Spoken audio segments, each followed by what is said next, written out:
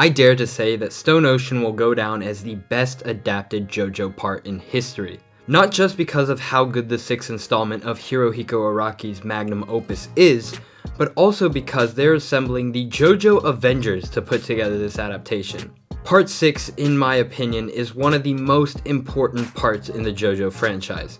And after watching the news release event, I got a feeling that David Production also feels the same way. But before we get into why I think this will be the best adapted JoJo part, we first gotta clarify what is Stone Ocean and why is it so important. JoJo's Bizarre Adventure Part 6 Stone Ocean takes place in the most bizarre location yet, Florida. After Jolyne is falsely imprisoned, she gets sent to none other than Green Dolphin Street Prison. In this prison, we'll get to meet plenty of bizarre characters ranging from a literal child to a meteorologist and all the way to the Big Mouse himself. Honestly, all this series is missing is Crocodile, and boom, we got the most accurate description of Florida in fiction.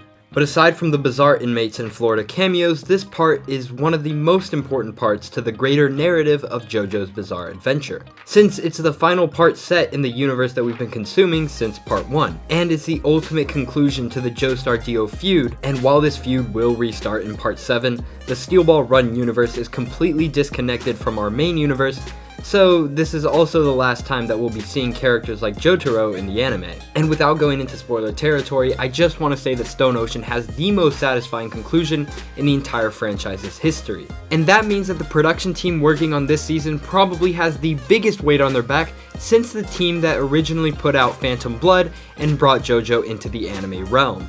But they also have someone on this team that they didn't have in Phantom Blood. Fairouz Ai, the voice actress for Jolyne Kujo. I'm not exaggerating when I say that this actress was born to play Jolyne. Born to a Japanese mother and Egyptian father, Fairouz Ai dedicated her life to becoming a voice actress for the sole purpose of getting a chance to voice Jolyne. When she was in her teens, she discovered JoJo for the first time and quickly fell in love with the series. Her career in voice acting started soon after that because she started doing fan voicings of the manga with her friends over Skype. And it was at that point that she realized that she wanted to do this full time. And Fairouz is the closest person that will ever get to Jolyne in real life. She stated that her hair, makeup, clothing, and jewelry are all heavily inspired by what she thinks Jolyne would wear. She is literally a walking JoJo reference. Oh, and did I mention that she's also a bodybuilder? Fairouz made her voice acting debut back in 2019 with the weightlifting anime How Heavy Are the Dumbbells You Lift. And along with being a talented voice actress, she's also an amazing singer who put out this banger of an opening. Additionally, that bodybuilder line wasn't just a convenient segue. Fairouz had been interested in bodybuilding long before she got the role of Hibiki Sakura, and I can only guess that her interest in weightlifting comes from the same place as that of all JoJo stans, the desire to look like a JoJo character. Just by looking at her life, it's really easy to realize how much of a JoJo fan Fairouz Ai is. But if I still haven't convinced you, check out this short clip of her reacting to Stone Ocean's key visual for the first time.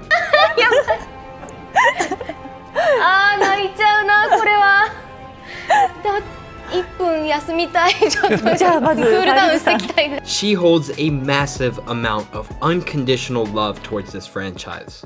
And that's why I believe she's perfect to play Jolyne. Her intense love for JoJo almost guarantees that she's pouring in all her energy into making Jolyne as best of a character as she can. There have also been reports of her staying late and helping out the production team because she wants to be as involved on this project as possible. And simply put, having someone as passionate about JoJo like her on the team pushes everyone else to work harder and make this project as good as possible. And Fairouz's castmates have all spoken well about her in interviews, stating that she helps push the project along and is really passionate about what she does. And speaking of the Stone Ocean team, we gotta talk about the chief director, Kenshi Suzuki. After taking a 2-part break of working with this franchise, Suzuki is finally making his return to the JoJo franchise as the chief director of Stone Ocean.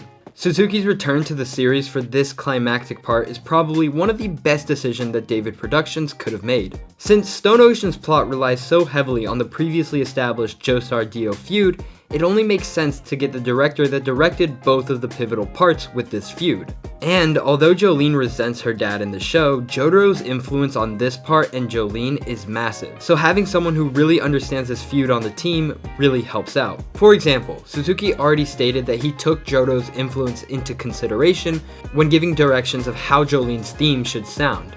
And he also took that into consideration when making the key visual and having everything slowly descend onto Jotaro. And also joining Kenshi Suzuki is Toshiyuki Kato as another director for this project. Kato previously worked on Diamond is Unbreakable, which I think is the best adapted part, and also on Thus Spoke Kishibe Rohan. I think that Kato's understanding of how to adapt JoJo, combined with Suzuki's understanding of the importance of the familial feud, will help this part flourish to its maximum potential. But also, JoJo isn't JoJo without its music. So I'm happy to know that the same legendary music staff of the previous 5 parts are returning to compose a soundtrack made in heaven. I'm not 100% sure if the song that we heard in the trailer was Jolyne's theme or the opening, but I am 100% sure that it's already stuck in my head and I've got it playing on loop. Yugo Kano has an unmatched skill when it comes to writing OSTs, and he has yet to miss with a Joestar theme. And from the bits of music that I heard in this trailer, his streak of bangers is still standing strong. With all that said, I do have one major concern for this adaptation. What does the Netflix release schedule look like? The official livestream surprised us with saying that this season will be airing on Netflix worldwide in December, and then it will be on Japanese live television in January. And this statement has caused some concerns. There has been no clarification on if Netflix is planning on dropping the whole season at once in December, chunks of the season starting in December, or doing simulcast episodes which start in December. The only thing that is clear is the December release date and that it is going to be worldwide. Hi, Editing Louise here. That's not clear anymore. So the original tweet from Netflix Geek that said that it was coming worldwide in December was deleted, but on Netflix's official YouTube channel, the trailer still marks it as coming out in December.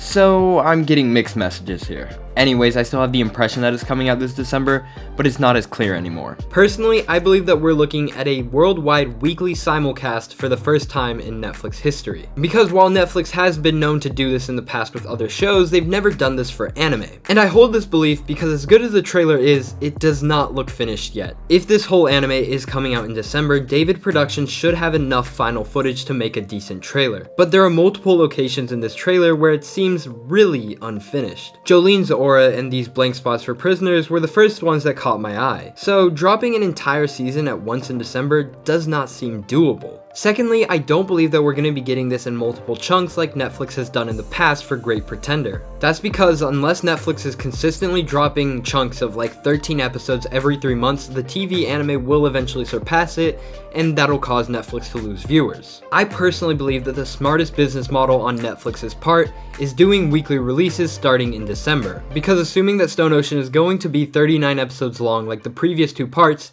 that's 39 weeks or roughly 10 months that Netflix has you roped in as a subscriber. And when you compare that to the 3-month subscription that you would need to just get it as the chunks come out, or the 1-month subscription that you would need to get just to binge the whole thing at once, you realize all the potential money that Netflix could make through doing weekly episodes. From a strictly business perspective, the weekly releases just do better at keeping subscribers longer. And Netflix has been heavily investing in anime, so this could be an opportunity for them to make some return on that. In just the past year, we've gotten Thus Spoke Kishibe Rohan, the final episodes of Hunter x Hunter, tons of movies, and just a bunch of other exclusive shows. So it really would be no surprise to me if Netflix considered dipping their toes into doing a simulcast release for the first time. So what does this mean for Netflix, JoJo, and the future of streaming anime in general? Well, ironically, this prison anime could be the end of the long-dreaded Netflix jail, where Netflix holds onto a show until they have a dub and the whole season is out so that they can release it in one go. But if Netflix decided not to dip their toes into simulcasting, this could be huge news for the JoJo anime in the future. JoJo is an anime that really benefits from weekly releases since it's always building hype, speculation, and memes within the community. And I feel like both chunk releases and the whole season drop could be really detrimental to the JoJo watching experience. So depending on how early Netflix got involved with this project,